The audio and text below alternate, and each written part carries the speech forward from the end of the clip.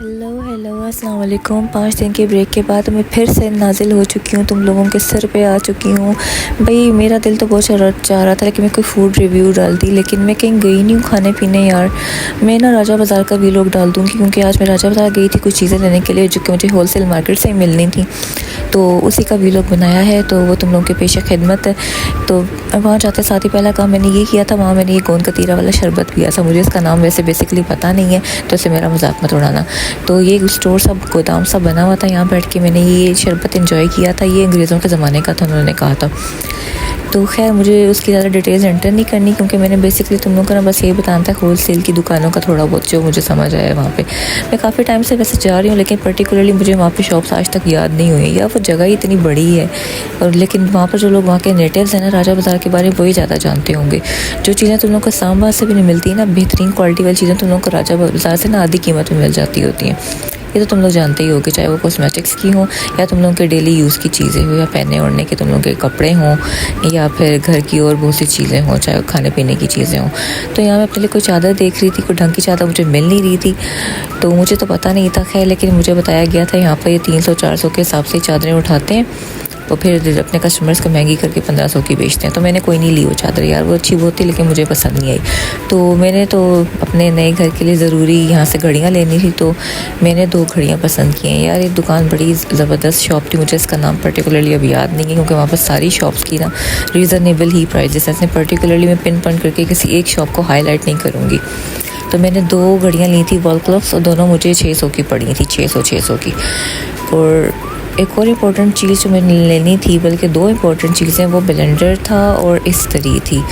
तो उससे पहले तो लोगों को बता दूँ, यहाँ जी पास का ना पिज़्ज़ा मेकर है। तो जी पास का पिज़्ज़ा मेकर तो मैंने लिया नहीं है, क्योंकि बहुत जल्दी में तुम लोगों को ना स्टोव पे पिज़्ज़ा का जो नहीं होती वो जो इसकी हम लोग बनाते हैं रोटी, बेसिकली वो क्रस्ट, अच्छी क्रस्ट के साथ मैं तुम लोगों को स्टोव पे बनाना सिखाने वाली हूँ। तो इसलिए मैंने पिज़्ज़ा मेकर लिया भी नहीं है, और मैं तुम लोग को रेकमेंड भी नहीं करूँगी। तो जितने तक क्लिक्स हैं ना, वो सब लोग तुम लोग देखते जाओ कि मैंने क्या क्या लिया। मैंने हर दुकान से कुछ ना कुछ लिया ही है। तो शक्कर कोला जो है ना, ये 10 on 10 है भाई। मेरा आज का जो फेवरेट शरबत है ना, शक्कर कोला ही है, उसको मैं 10 on 10 रेट करूँगी। एक गर्मी से मेरा बेड़ा गर्क हो रहा था, तुम लोग मेरी बस यहाँ शक्ल बुद्धि देख सकते हो क्या शुरू हुआ था मेरा। और कुछ दिन पहले, ईद से पहले, मैंने कमेटी चौक से ना पर्दे लिए थे गोदाम से। बेसिकली यहाँ पर फर्स्ट हैंड भी थे, सेकंड हैंड भी थे, तो बेहतरीन माल था इनका। एक एक पर्दा जो था बनाया प्रॉपर होल्स के साथ, जो बिल्कुल रेडीमेड पर्दा था, वो मुझे 1800 और 1000 का एक कर्टेन मिल गया था। लंबाई उसकी तकरीबन 60 या से 9 फुट थी। तो वो मैंने ख़रीदा था कुछ दिन पहले। इस जगह का नाम कासिम कर्टेन है। तो इसका नंबर तो मैंने यहाँ पर एंटर कोई नहीं किया, लेकिन मैं ज़रा ढूंढ के ना एडिटिंग में एंटर कर दूँगी कासिम कर्टेन वालों का नंबर, कमेटी चौक पे इनकी शॉप पे। बल्कि ये गोदाम सा बना हुआ है प्रॉपर, इनका एंटर होते साथ ही तुम लोगों को पता चल जाएगा गली के अंदर करके। तो बहुत ज़बरदस्त वैरायटियाँ, नेट के पर्दे भी थे, स्टाइलिश पर्दे भी थे, सस्ते से सस्ता तरीन पर्दा भी था, महंगे से महंगा तरीन भी था। तो स्टार्टिंग रेट आई थिंक इनका 700 ही था, अगर मैं गलत नहीं हूँ तो खैर वो मैं एंटर कर दूँगी नंबर। तो खैर आज कोई वीलॉग इतना ख़ास था ही नहीं, मुझे बहुत नींद आ रही है भाई, तो अब मैं सोने जा रही हूँ। तो सोने से पहले ना मैं तुम लोगों को इतना बता दूँ, मेरी प्लानिंग यही होती है, अपने बिस्तरे पे नींद ना मुझे आ रही होती है, लेकिन जब अपने मोगलाई बिस्तर में लेट जाती हूँ ना, तो लेटते साथ ही मेरी नींद उड़ जाती है। अब पता नहीं ये वाला कीड़ा मेरे साथ है, तुम लोगों के साथ भी है। जब तक मुझे नींद नहीं आती होती ना, तो जो मेरा तकिया है ना, शिमरी कुशन मेरा, इसके साथ मैं 0 कांटा खेलती रहती हूँ। ये मेरा बेस्ट फ्रेंड है भाई।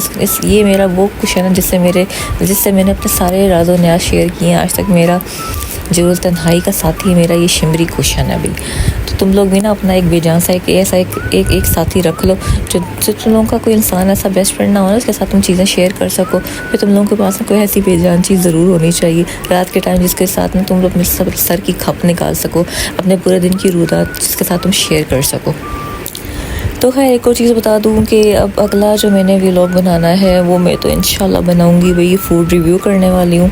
या तो मैं कोर कैफ़े का करूँगी। मैंने एक चावल ये मारी थी, इससे पहले अच्छा भला मैं कोर कैफ़े का रिव्यू करने वाली थी, लेकिन वहाँ से क्योंकि मैंने कुछ खाया नहीं था, तो इसलिए बस मैं तुम लोगों को इतना बताया थी। मैंने इतना कमाल किया था कि वहाँ पर मैंने एहसान कर दिया था जाने का।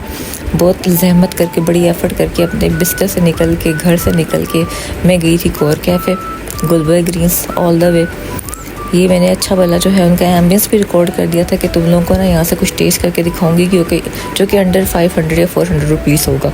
इनका वाकई यार मेन्यू इतना महंगा नहीं, अगर तुम लोगों के जेब में 300-400 रुपया होगा तुम लोग यहाँ से तब भी भूखे नहीं जाने वाले। तो अगला रिव्यू जो है ना इंशाल्लाह मैं एक और कैफ़े के ऊपर करने वाली हूँ, तो उसके लिए तुम ना रेडी रहना।